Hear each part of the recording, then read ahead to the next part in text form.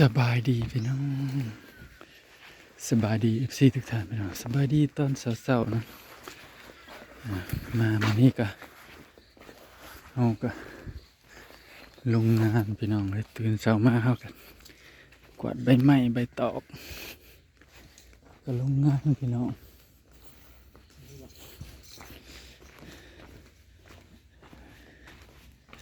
นี่คือบ่เห็นพ่อใหญ่เนาะพ่อใหญ่แล้วไปใส่คือสมอยสมีอยู่แต่เก่าเราคือเอิ้นเฮาวันนี้เราคือบ่เอิ้น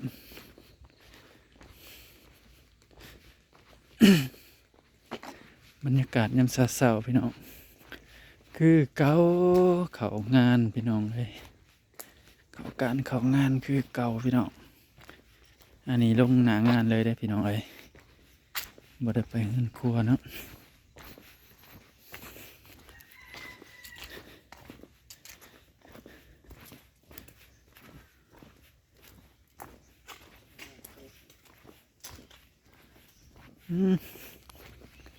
เพิ่นเริ่มทาสีแล้วได้เกินเลยเพิ่นเริ่มทาสีแล้วหยักนะเพิ่นพ่นเพิ่นพ่นเอาไว้จังนะพ่นสีห้องพื้นก่อนไว้จังโอ้สีเหลืองๆเดี๋ยวเพิ่นได้จังมือสองมือจังสิขึ้นไปรีวิวให้เบิ่งเนาะเพิ่นทาสีนั่นรูปดังเซยได้ของหน่อยตัวนี้ของหน่อยตัวนี้รูปดังเซยได้ฮะรูปกระดัง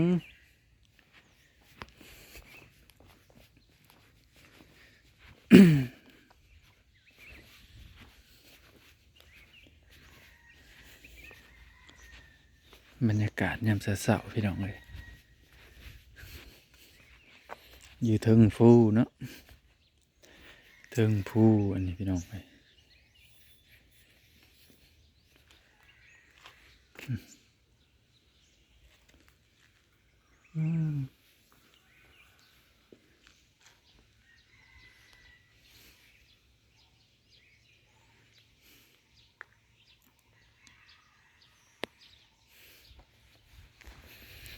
ก็มีคลิปนี้ก็มีคำตอบ FC หลายคนเนาะพี่น้องหลายคนเพิ่นถามเข้ามาว่าได้ค่าแรงเท่าไรอยู่แถวใดบางคนก็ว่าอยู่แถวใดเนาะอันนี้คือวัดป่าเทพสงครามพี่น้องวัดป่าเทพสงครามพี่น้องเลยวัดป่าปู่เทพสงครามตำบลสีแก้วอำเภอเริงนกทาจังหวัดยโสธรเนาะพี่น้องตอนนี้นะอยู่ยโสธรพี่น้องเลยอำเภอเริงนกทาตำบลยโสธรพี่น้องวัดปู่เทพศรีสงครามพี่น้องเลยป้าต้องพูดได้พี่น้องเลยเห็นบ่มันเหลื่อมแสงแดดบ่เห็นพี่น้องว่าสิให้เบิ่งมันสูงความสูงของดัง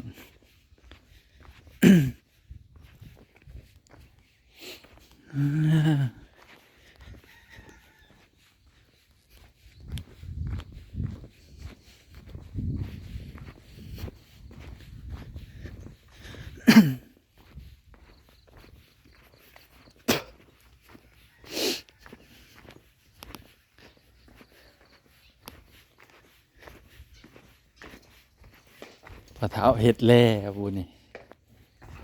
พอเท้ามาปลาลูกน้องแล่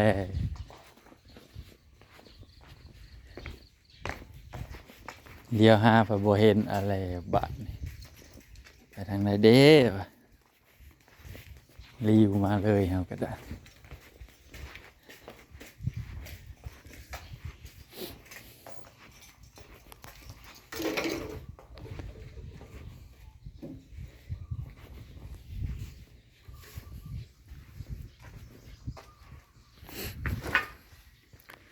ปลาโทจิ้มขิมเลยพี่น้อง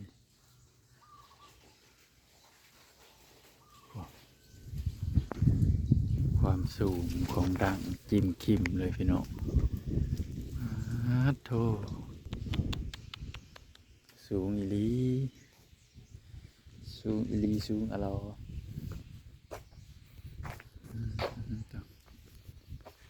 สูงสูงสูงสูงจิ้มจิ้มหลายคนเรามีในวันใดที่เพิ่นว่าเพิ่นถามเข้ามาว่าเอาก็สิตอบได้เลยว่าอันมือละ400พี่น้องเฮ็ดเป็นวันพี่น้องที่แรกว่าสิมาเมาเอ้าสิฮะที่แรกว่าสิมาเมาเอ้าบัดนี้มาแล้วมันยากหลายอย่างเนาะพี่น้องเนาะยากหลายอย่างคือการอยู่การกินบ่บาดนี้มันผัดไก่หม่องเฮาซื้ออยู่ซื้อกินนะไปลองเบิ่งเมื่อวานนี่ไปกลับ1 ชั่วโมงพี่น้องมันผัดไก่บาดนี้อุปกรณ์เฮาก็บ่ได้ถือมานำอุปกรณ์การสร้างเนาะพวกตู้เสื่อมพวกลูกหมูตัดเล็กเนาะ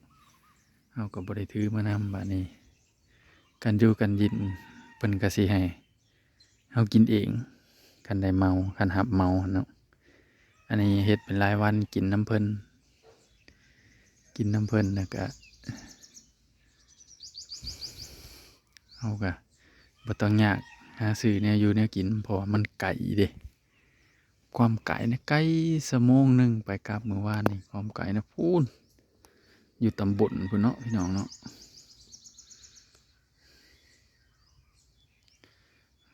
ไปรถซาเล้งคันไปรถมอเตอร์ไซค์ก็ไปกลับก็30-40 นาทีเนาะไปกลับก็ได้ใช้เวลา30-40 นาทีคันรถมอเตอร์ไซค์อันนี้ไปซาเล้งไปกลับ1 ชั่วโมงเลยเมื่อวานนี่สูงจนเถินอยู่พี่น้องเอ้ย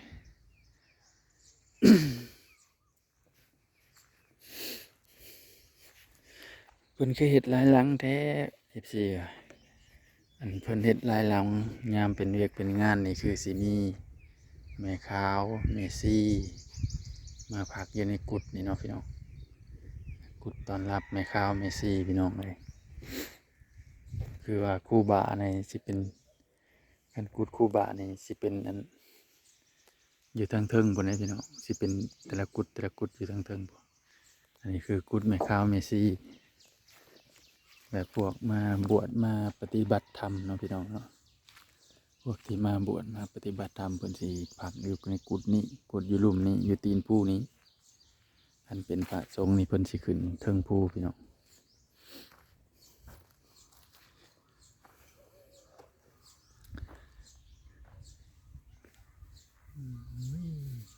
ความสูงความดังพี่น้อง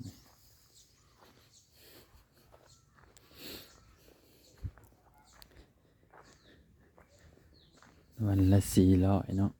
ก็ใครอยู่พี่น้องเลยเอาเฮ็ดเป็นวันเอา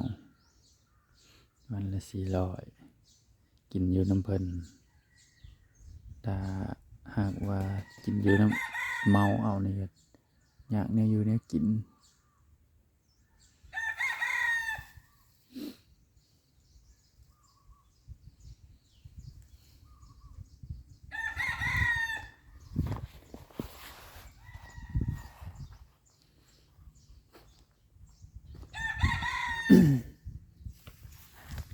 สิใส่เอาไก่บ่ใส่เอาไก่บ่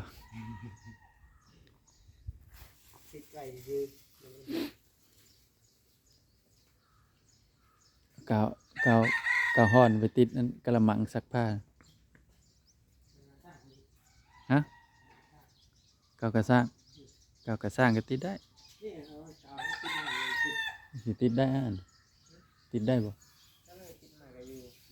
คือนำมีหลายเบิ่นบ่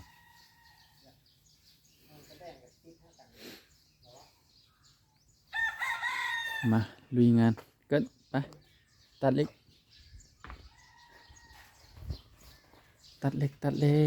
ลองแว่นใหม่ได้เลย